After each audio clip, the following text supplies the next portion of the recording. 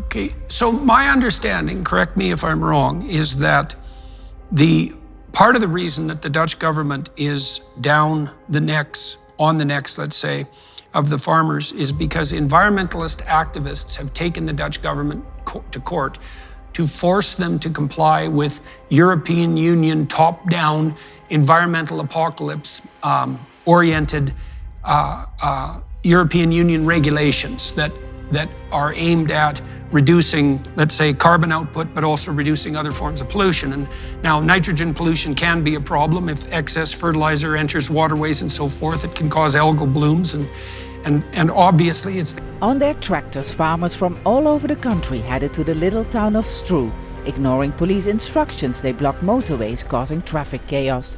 Thousands of Dutch farmers are rallying against the government on their tractors. I'm here for my future. I see my future falling apart. Not in 10 years, but sooner. Well, they're a peaceful hint of what's to come. Sri Lanka is more of a hint of what's to come.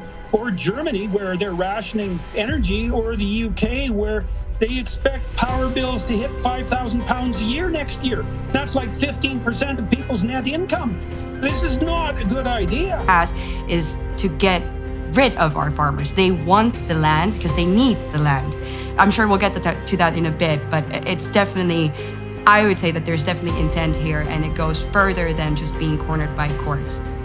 They've been cornered by the courts, but they're perfectly happy with that cornering and they're willing to take it farther.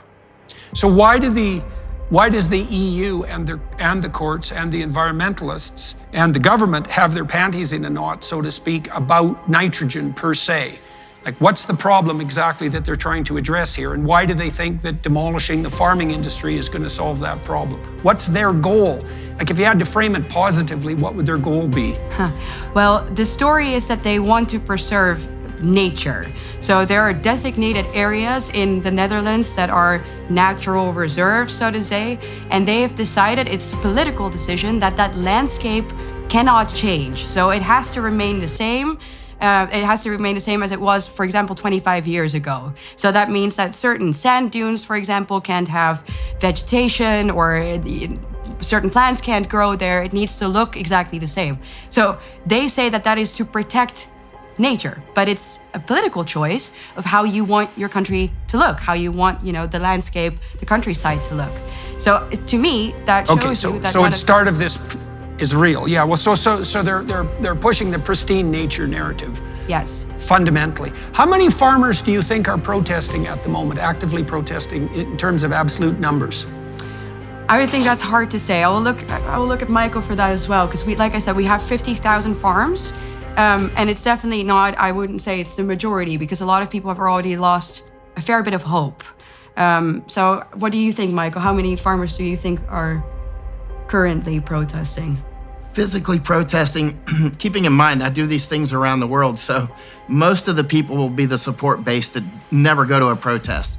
So your support base is always difficult to measure, actually. But everybody, all the farmers that I speak with, Ava just mentioned sort of apathy may have set in, or resignation that they may not be able to defeat this government. Actually, if we're talking about nitrogen... Protesting at the moment, actively protesting in terms of absolute numbers. Physically protesting, keeping in mind, I do these things around the world, so most of the people will be the support base that never go to a protest. So your support base is always difficult to measure, actually. But everybody, all the farmers that I speak with, Ava just mentioned sort of apathy may have set in, or resignation that they may not be able to defeat this government. Actually, at Rotterdam, which is at the end of the railhead, all the way from Shanghai. So the railway all the way from Shanghai, China, all the way across Asia will go right through the middle of Tri-State City, and we'll be sitting in Tri-State City right now. So you've got to take that farmland.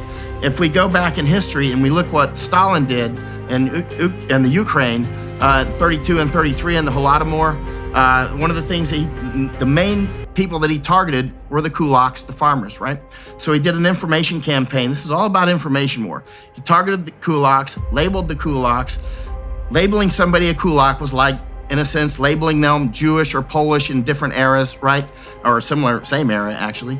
But labeling people kulaks, then using the information war, convinced people that all their problems were the result of the kulaks. And if you just take their farms, your problems will go away. So basically did a replacement strategy, right?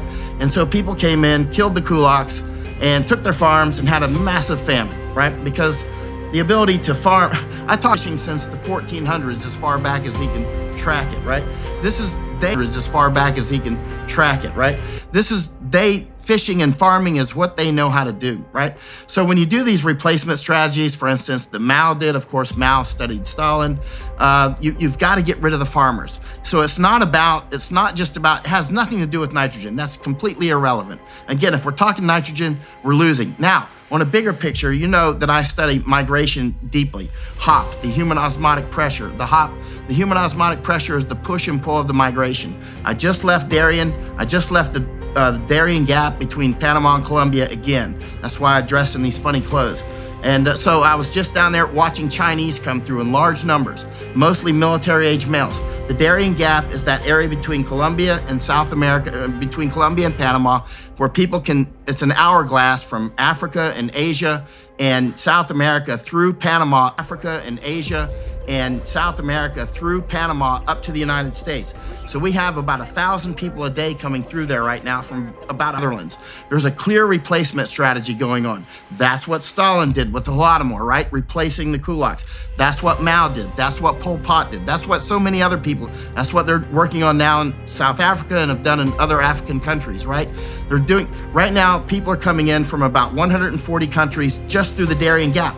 Here in Netherlands, or let's go over to Luxembourg, a neighbor of Netherlands. I was there last year, and approximately half of the country now is actually migrants. You can see that on their official website. Now, the migrants who are coming in are not monocultural. It's not just Afghans or Pakistanis or Yemenis or something like that. So the divide and conquer is already done in that regard. For instance, one pig farmer that I was with in Netherlands last week, I asked if he's hiring any migrants. He said yes. He had a bunch of Afghans who were great workers, he said. And but then they suddenly got their residence cards to live in Netherlands, and now they're getting paid to stay here, so they had to quit their work, right? He grows pigs and pears and Christmas trees. So then he hired some other people from Africa and other countries, Ukraine and other places, but he hires people from different countries that are migrants, right? But now they're already prepping, and Ava can talk more about this. They're prepping the Dutch mind, and they're doing the same in Finland and other places to start taking in migrants into your homes. They're not doing it yet. They're not ordering it, but Ava can talk more about this. But there is a law in the Dutch books that in a case of emergency, you'll have to take people into your homes, right? And they're prepping this now in the news cycles. Like, you know, they're not doing it, but just to put that in the back of your mind, one lady that lives in a big farmhouse after her family is gone and her husband has died, she doesn't need that big farmhouse. She can bring in some Somalis to live with her, right? They're prepping a replacement strategy. It's right in your face. It's right in your grill. I was down in Morocco last year watching the Moroccan government push people to Ceuta and Melilla, which are two Spanish cities that are in Morocco. And I was down in Greece watching the Turks push them over the border into Greece. I was up in Lithuania watching Belarus. That's when I started warning that something was about to happen. When we saw the Belarusians pushing migrants, they tried to push them into Poland. Poland did not allow it, of course. And then Lithuania allowed some in. I was up there for 5 weeks. The Lithuanians gave me complete access to their camps because I know people in the Lithuanian army because I was with them in Afghanistan. So they gave me complete access to the camps and to the border and to their intelligence people and their army and whatnot. And this was a clear weaponization of migration.